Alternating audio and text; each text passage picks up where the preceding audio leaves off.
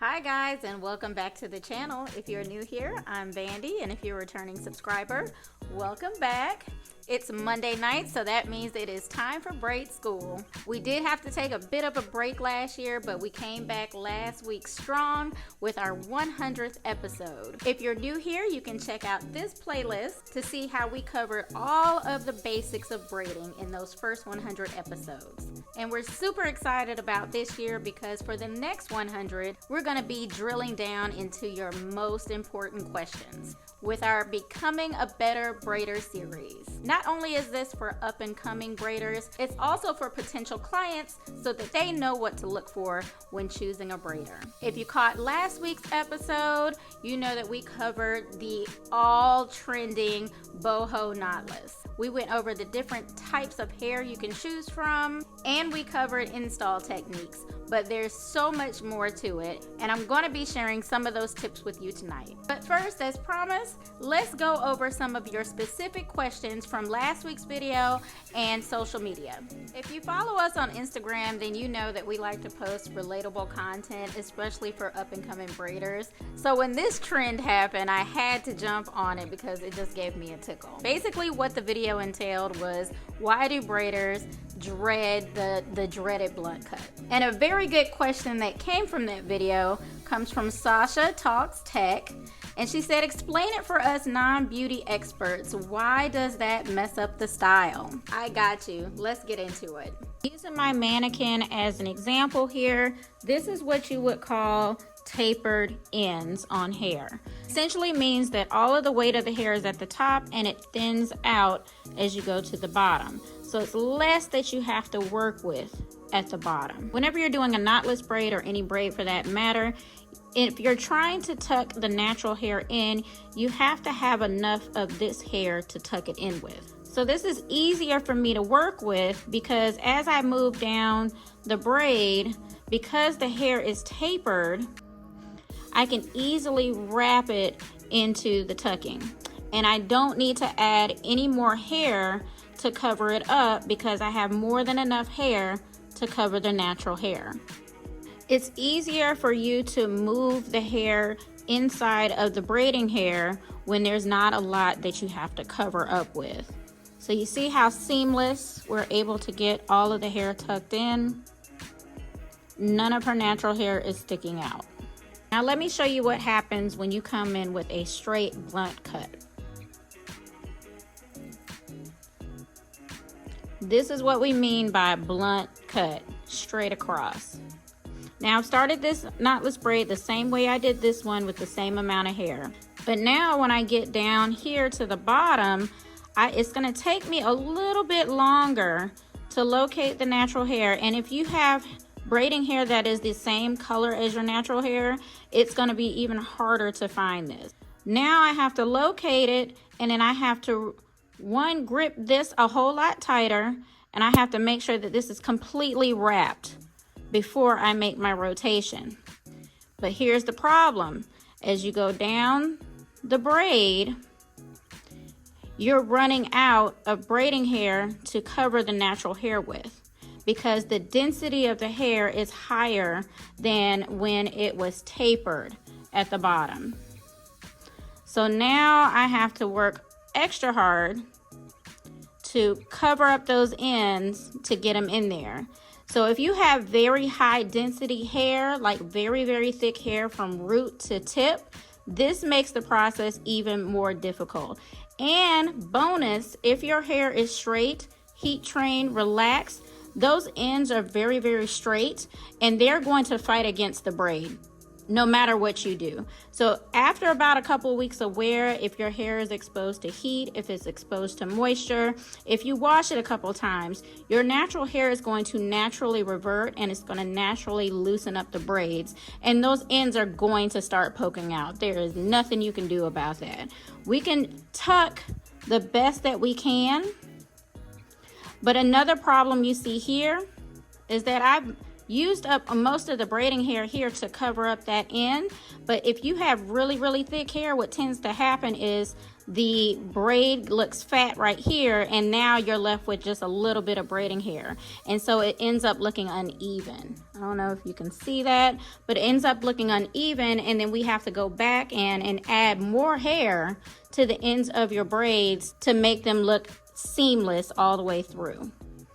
So yes, tucking is a skill that not everybody has mastered yet, and when you have a very, very thick blunt cut from root to tip, it makes our jobs even harder. So a lot of times when I see a client come in like that, I have to let them know it's gonna take me an extra hour or so because it is a tedious task. Our next question is from last week's video, and Claire Wagner 1487 writes, when I'm doing knotless braids, I always seem to have one strand larger than the others. Then I have to borrow and the braid is not as neat as I'd like it to be. Would you please go over when you should feed in and how to borrow? So actually, this is a frequently asked question, so let's jump right into it. All right, so starting with this knotless braid, I started it off with 3 strands using our rule of 3 method. But as I'm getting closer to the ends, I noticed that one of the strands is shorter than the rest. And I want this full braid to be the length of these strands here. The only time you want to add in hair is if you want to extend the length of the braid, or if you want the braid to be fuller at the ends. If you're going to do that, make sure you add in very, very, very small amounts.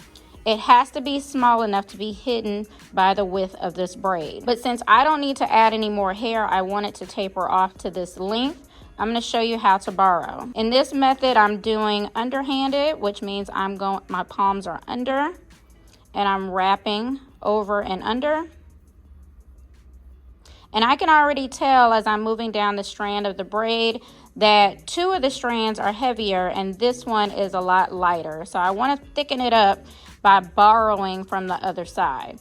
And somebody did comment this a while back, borrowing is inevitable. You have to do it if you want a seamless braid.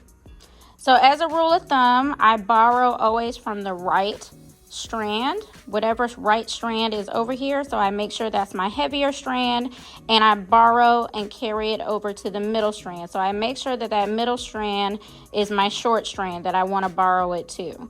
So bringing that middle one over, I'm going to grab a very, very small piece.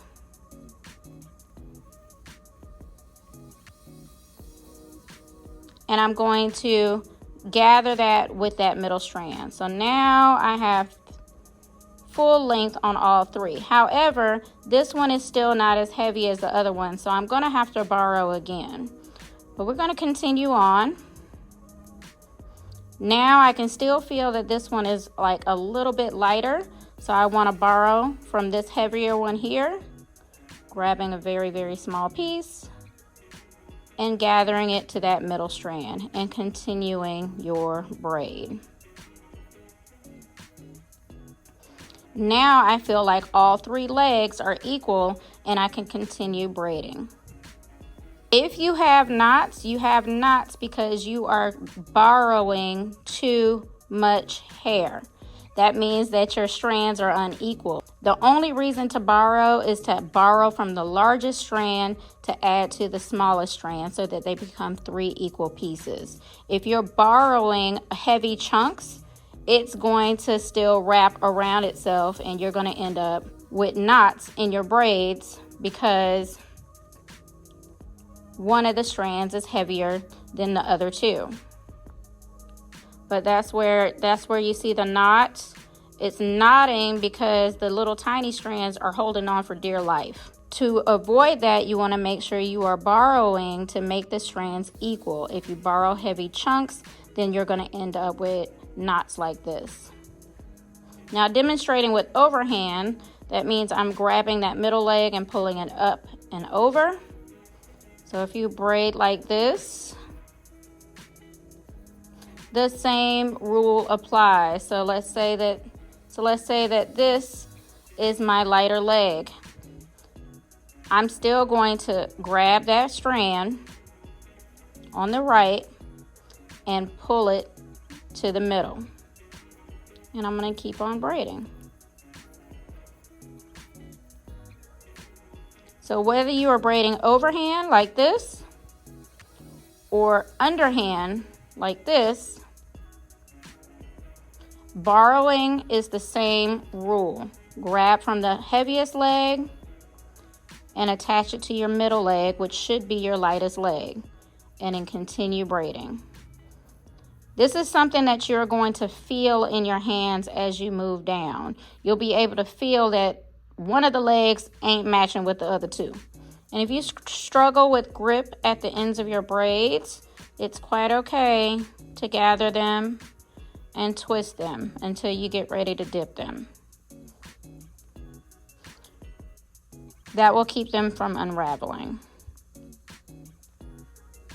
Lastly, as promised from last week's video, for the ends of her braids, we did curls, which only required us to seal the top of the braid and curl the ends to secure everything in. But let's say you want to add in the human hair as the ends of the braids. Let me show you my wrap and tap method to get them nice and sealed in, and you won't have to worry about your braids coming loose. All right, so as promised from last week's video, I'm going to show you how to seal the bottom of human boho knotless braids, or just human boho braids in general. I developed this method because when the style hit the scene and it was trending, I wanted to be comfortable that the style would be secure for the client through the duration of their wear. Human hair can't be burned, and the only way to keep it from unraveling is to tie it, and in most cases you have to glue it where you tie it, and I just did not like that look. I also felt like it wasn't easy for the client to manage, because if there's knots in the hair, running your fingers through it or trying to comb it is kind of a task. First thing to note, the hair that you're braiding with has to be synthetic braiding hair. It cannot be human. This cannot be done with human hair. You have to use the synthetic braiding hair as the tie. Second, the taper kind of really doesn't matter, but the more you taper it, the more cleaner it is going to look. You're going to want to have a pencil flat iron that goes up to at least 450 degrees. And I say pencil because when you're using a pencil, it's less likely that you will burn yourself. And here I've reached the end of my braid, and I am ready to cap it off. So what I'm going to do is I'm going to grab a very small piece of the synthetic hair, and I'm going to gather everything together. And I'm going to wrap that hair around about 5 or 6 times. And you want to make sure that this is wrapped nice and tightly, kind of like a faux lock, but even tighter. And you see how I'm holding and gripping everything in one hand like so. This is where I wrapped it. This is the rest of the hair. Now I want to take my flat iron and I want to press on the wrap.